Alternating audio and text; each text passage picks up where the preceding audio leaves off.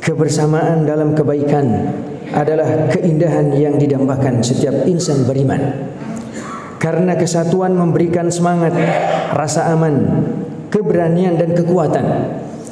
Kebenaran tetaplah sebagai kebenaran meskipun sedikit, terusir dan tersisih. Sebaliknya, kebatilan tetaplah kebatilan meskipun menjadi mayoritas dan berkuasa. Inilah persatuan yang terpuji, yaitu persatuan memegang tali agama Allah, tidak berselisih dan tidak bercerai-berai karena masalah yang bukan merupakan prinsip agama atau karena masalah dunia, sebab tidaklah patut mengorbankan kesatuan dalam kebenaran untuk kepentingan sesaat. Bismillahirrahmanirrahim. Alhamdulillahilladzi amarna bil ittihad wal wifaq wa nahana 'anil shiqaq wan nifaq. Asyhadu an la ilaha illallah wahdahu la syarika lah wa asyhadu anna Muhammadan 'abduhu wa rasuluh. Allahumma salli wa sallim ala nabiyyina Muhammadin wa ala alihi wa sahbihi wa man tabi'ahum bi ihsanin ila yaumiddin. Amma ba'd. فيا عباد الله أوصيكم ونفسي بتقوى الله عز وجل حيث قال تبارك وتعالى أعوذ بالله من الشيطان الرجيم يا أيها الذين آمنوا اتقوا الله حق تقاته ولا تموتن إلا وأنتم مسلمون. وقال يا أيها الناس اتقوا ربكم الذي خلقكم من نفس واحدة وخلق منها زوجها وبث منهما رجالا كثيرا ونساء واتقوا الله الذي تساءلون به والأرحام إن الله كان عليكم رقيبا. يا أيها الذين آمنوا اتقوا الله وقولوا قولا سديدا يصلح لكم أعمالكم ويغفر لكم ذنوبكم ومن يطع الله ورسوله فقد فاز فوزا عظيما. Hadirin sidang salat Jumat yang dirahmati Allah, mari kita syukuri nikmat Allah Subhanahu wa taala yang telah Allah limpahkan kepada kita, nikmat sehat dan nikmat waktu luang, di mana banyak hamba-hamba yang tertipu dengan dua nikmat ini. Namun Allah takdirkan kita untuk berada di rumah Allah untuk melaksanakan salat Jumat berjamaah. Mari kita bersalawat kepada Rasulullah sallallahu alaihi wasallam, uswah kita, qudwah kita yang telah menyempurnakan dakwahnya dan sampai kepada kita semuanya. Apa yang kita lakukan detik ini adalah bagian dari apa yang telah didakwahkan oleh baginda Nabi besar Muhammad sallallahu alaihi wasallam. Mudah-mudahan kita diakui sebagai umat beliau dan diridai menjadi umat Nabi Muhammad sallallahu alaihi wasallam. Hadirin rahmati Allah, kebersamaan dalam kebaikan adalah keindahan yang didambakan setiap insan beriman. Karena kesatuan memberikan semangat, rasa aman, keberanian dan kekuatan. Bahkan bersatu dalam berbagai skalanya adalah fitrah. Sebab manusia adalah makhluk sosial, memiliki kecenderungan untuk berbaur dan saling berinteraksi. Dan jiwa akan akrab dengan jiwa-jiwa yang sejenis, yang memiliki kecenderungan, keinginan, cita-cita atau lebih dalam lagi ideologi dan keyakinan yang sama, atau bahkan sekedar kepentingan yang sama. Jamaah salat Jumat yang dirahmati Allah, pada kenyataannya ada sebagian yang salah dalam memaknai persatuan. Ada yang menjadikan persatuan sebagai hal yang mutlak, menjadi ukuran kebenaran. Yang terpenting bagi mereka adalah persatuan tanpa peduli apakah persatuan itu dalam kebaikan atau sebaliknya dalam keburukan. Maka tak jarang dengan alasan demi persatuan nilai-nilai kebenaran disisihkan. Yang demikian jelas adalah persatuan yang batil. Bahkan jika kebenaran diukur semata-mata dengan jumlah mayoritas, maka akan rusaklah timbangan kebenaran dan keadilan. Sebab kebanyakan manusia justru condong kepada keburukan dan kezaliman. Hal yang demikian telah difirmankan oleh Allah Subhanahu wa taala dalam surah Al-An'am ayat 116. A'udzu billahi minasyaitonir rajim. Wa in tuti' aktsara man fil ardi yudilluka 'an sabilillah. Dan jika kamu mengikuti kebanyakan orang di bumi ini, niscaya mereka akan menyesatkanmu dari jalan Allah. Ketika menjelaskan ayat ini, Syekh As-Sa'di berkata, ayat ini adalah dalil bahwa kebenaran tidak diukur dengan banyaknya orang yang menganutnya. Sebagaimana sebaliknya, sedikitnya manusia yang menempuh suatu jalan tidak menjadi ukuran bahwa mereka salah. Bahkan yang sering terjadi adalah sebaliknya, karena para pemegang kebenaran adalah para minoritas, namun mereka lebih mulia kedudukannya di sisi Allah dan lebih besar perolehan pahalanya. Oleh karena itu, kebenaran dan kebatilan harus diukur dengan kebenaran jalan yang ditempuh. Kaum Nabi Nuh bersepakat untuk menolak dakwah yang disampaikan oleh Nabi Nuh. Tidak ada yang mau beriman kecuali hanya segelintir orang dari kaumnya. Namun demikian, Nabi Nuh dan pengikutnya, merekalah yang tetap dinyatakan sebagai pihak yang benar, sementara kaumnya yang mayoritas sebagai kumpulan orang-orang yang ingkar, sesat, dan akhirnya ditenggelamkan oleh Allah bersama kesesatan mereka. Allah Subhanahu wa taala berfirman dalam surat Hud ayat 36, dan diwahyukan kepada Nuh, ketahuilah tidak akan beriman di antara kaummu kecuali orang yang benar-benar beriman saja. Karena itu janganlah engkau bersedih hati tentang apa yang mereka perbuat. Hadirin mati Allah, kaum Nabi Lut bersatu dalam kebatilan dan kekejian, melegalkan perbuatan asusila, yaitu homoseksual, lalu mandang Lut sebagai manusia yang sok suci, nyeleneh karena menyelisihi mayoritas. Hampir saja mereka mengusir Nabi atau membunuhnya. Namun demikian, persatuan mereka dalam kebatilan itu tidak menjadikan mereka berada di pihak yang benar. Mereka tetap menjadi sekumpulan manusia yang bersatu dalam kebatilan, sehingga akhirnya negeri mereka dihancurkan oleh Allah sebagai hukuman atas pembangkangan mereka. Allah mengisahkan dalam surat Al-A'raf ayat 82 tentang penentangan kaum Lut, di mana Allah berfirman, A'udzubillahi minasyaitonirrajim, wa ma kana jawaba qaumihi illa an qalu akhrijuhum min qaryatikum innahum unasun yatatahharun.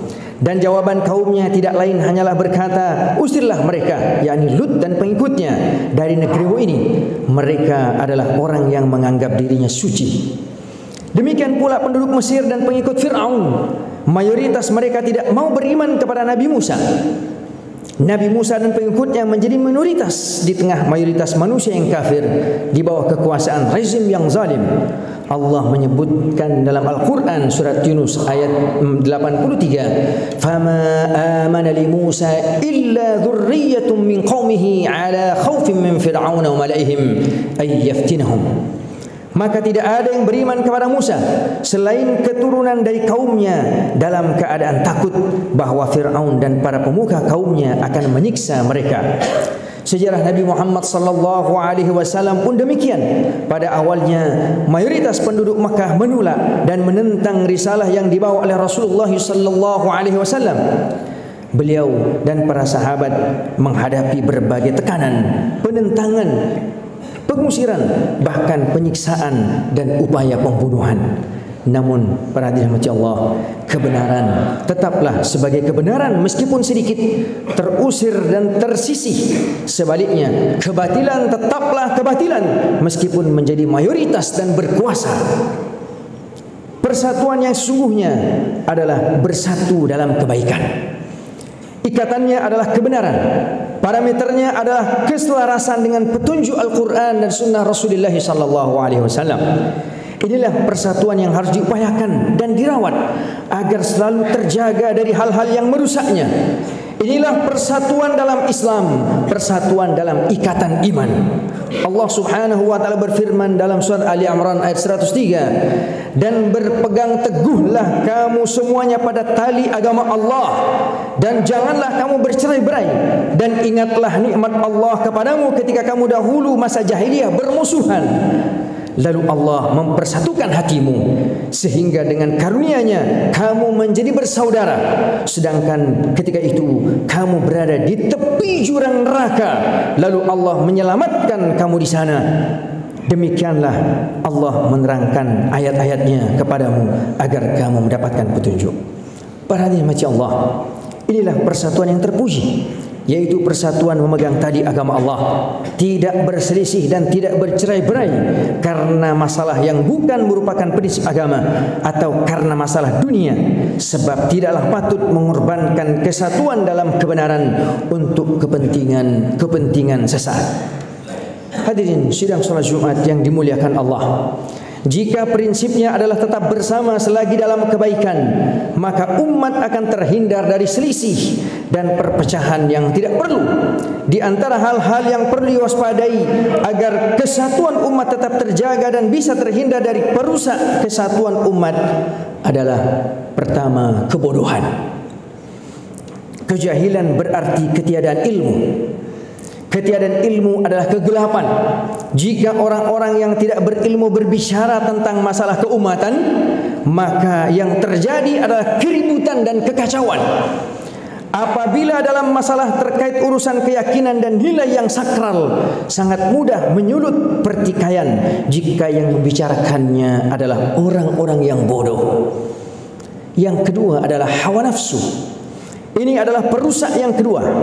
Nafsu kepentingan pribadi, harta, pangkat, jabatan, popularitas, dan kepentingan golongan adalah termasuk perusak kesatuan umat. Ketika hawa nafsu sudah dikedepankan, maka ikatan persatuan umat sangat rentan terurai, bahkan terputus. Persaudaraan menjadi barang langka yang sulit ditemui dalam kehidupan. Masing-masing akan mencari pendukung dan pengikut untuk menjadi pembela nafsu dan kepentingannya. Pada akhirnya yang menjadi korban adalah umat. Dalam sebuah dinyatakan ada 3 hal yang mencelakakan, thalathu muhlikat. Yang pertama adalah syuhud muta', kekikiran yang ditaati. Yang kedua adalah hawan muttaba', hawa nafsu yang diikuti. Dan yang ketiga adalah i'jabul mar'i binafsih, seseorang yang takjub kepada dirinya sendiri. Wal'iyadzubillah. Yang ketiga, para hadirin mati Allah, fanatisme jahiliyah. Fanatisme jahiliyah adalah sikap fanatik terhadap suku, bangsa, kelompok atau pemahaman tertentu, lalu menjadikan semua itu sebagai pijakan persaudaraan dan permusuhan. Sikap fanatik adalah buah dari cara berfikir yang picik dan sempit.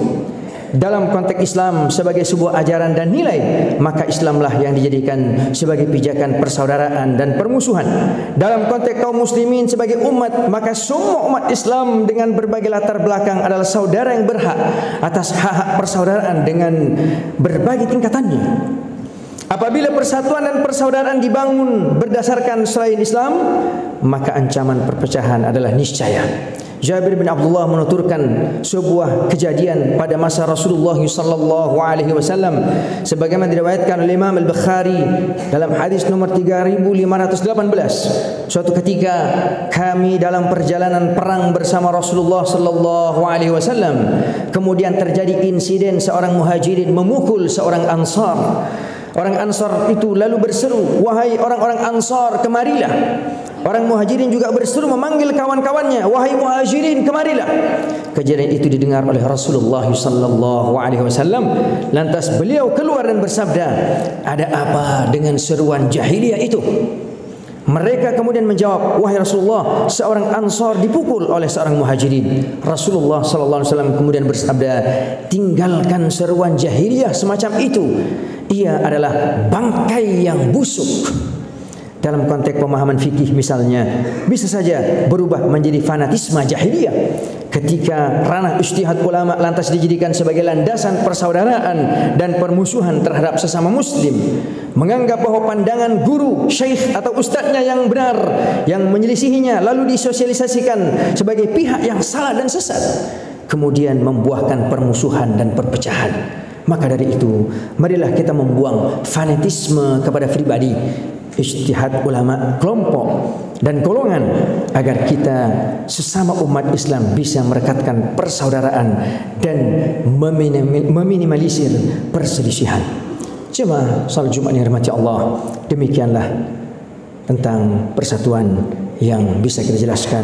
Mudah-mudahan Allah bimbing kita untuk menjaga diri kita dalam persatuan, dalam kebaikan. أقول قولي هذا وأستغفر الله لي ولكم ولسائر المسلمين والمسلمات والمؤمنين والمؤمنات فاستغفروا إنه هو الغفور الرحيم. اللهم صل على سيدنا خاتم صلى الله عليه وسلم.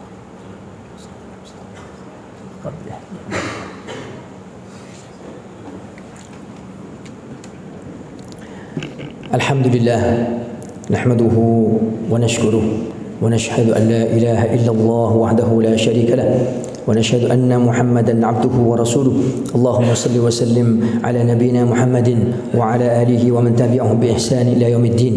عباد الله، أوصيكم ونفسي بتقوى الله عز وجل، حيث قال تبارك وتعالى: أعوذ بالله من الشيطان الرجيم، إن الله وملائكته يصلون على النبي يا أيها الذين آمنوا صلوا عليه وسلموا تسليما.